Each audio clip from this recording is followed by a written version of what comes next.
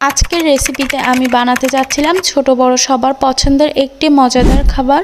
তো খাবারটা আমরা বাইরে গিয়ে সবসময় খাই, কিন্তু আজকে ভাবলাম যে সবসময় তো বাইরে খাই, আজকে আমরা এটা বাসায় মেক করে খাবো। তো খাবারটা কি আপনারা হয়তো সবাই বুঝে ফেলেছেন অথবা কেউ বুঝতেও পারেননি। আজকে আমি সবার পছন্দের খাবার মোমো বানাতে যাচ্ছিলাম। তো ভিডিওটা এখান থেকেই শুরু করলাম। আসসালামু আলাইকুম এভরিওয়ান, আশা করি সবাই সুস্থ আছেন এবং ভালো আছেন। আর যে যেখান থেকে আমার ভিডিওটি দেখছেন অবশ্যই কমেন্ট করতে ভুলবেন না। তো এখানে মোমো বানানোর জন্য আমি ফার্স্টেই একটু ময়দা নিয়ে নিলাম, তার মধ্যে আমি একটু লবণ দিয়ে এটা ভালোভাবে মেখে নিলাম। তারপরে এইটা ভালোভাবে মিক্স করার সাথে সাথে আমি এখানে পরিমাণ মতো তেল দিয়ে দিলাম। আর তেল দেওয়ার পরে আমি এটা ভালোভাবে মেখে নিচ্ছিলাম। তো আমি এখানে তেল দেওয়ার পরে ময়দাটা আর একটু ভালোভাবে মেখে নিচ্ছিলাম, যাতে তেল আর ময়দার মিশ্রণটা ভালোভাবে মিক্স হয়। তারপরে আমি এখানে অল্প অল্প করে পানি মিক্স করছিলাম। পানি একবারে দেওয়া যাবে না, অল্প অল্প করে ডোর সাথে মিক্স করে নিতে হবে। এখানে মোমোর ময়দা কিন্তু লুচির মতো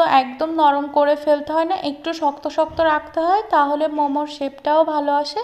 ওইদিকে আমার ডোটা রেডি করা শেষ। আমি এখন মোমোর ভিতরে যে পুরটা থাকে তার জন্য আমি চিকেনটা কেটে নিচ্ছিলাম। এখানে আমি চিকেনের ব্রেস্ট পিসটা নিয়েছিলাম, আপনারা সবসময় ট্রাই করবেন ব্রেস্ট পিস দিয়ে করার জন্য। তো এখানে আমার চিকেন রেডি করা শেষ। তো এটা এখন আমি কিমা করে নিব। তো এখানে চিকেন কিমা করার জন্য যা যা মশলা লাগে আমি মশলাগুলো দিয়ে দিলাম। তো এটা এখন আমি ব্লেন্ডারে উঠিয়ে দিলাম। এটা আমি ভালোভাবে ব্লেন্ড করে নিব, যাতে এটা একদম, এই যে দেখতে পাচ্ছেন আপনারা কত সুন্দর হয়েছে আমার কিমাটা। তো আমি শুধু চিকেনের কিমা করে নিলাম। এখন আমি এর মধ্যে কিছু ভেজিটেবল দেবো, সেইগুলো আমি কেটে নিচ্ছিলাম। তো নিয়েছিলাম এখানে একটা গাজরের আমি ফুলটা নেইনি, আমি হাফ নিয়েছি। পরে এখানে একটু কাঁচামরিচ, একটু গাজর, একটু পেঁয়াজ কুচি, আরও যা যা লাগে সেগুলো আমি দিয়ে এখন রেডি করে ফেললাম চিকেনের পুরটা।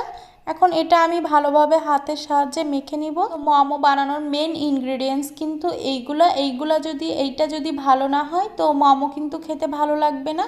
তো এইটা অবশ্যই সবাই ভালো করে মাখার চেষ্টা করবেন আর সব কিছু ঠিকঠাক মতো দিবেন। এখন আমি মোমো বানানোর জন্য রুটি বেলে নিলাম। তারপরে আমি এখান থেকে একটা একটা করে মোমো রেডি করে নিব। তো আমি এটা যেহেতু রাইস কুকারের উপরে দিব, এজন্য আমি এটাতে একটু ভালোভাবে তেল ব্রাশ করে নিয়েছিলাম। আমি এটা হাত দিয়েই করেছিলাম। আপনাদের কাছে যদি সামনে ব্রাশ থাকে তো আপনারা সেটা দিয়েই করতে পারেন, আমার তখন ছিল না বলে আমি করিনি।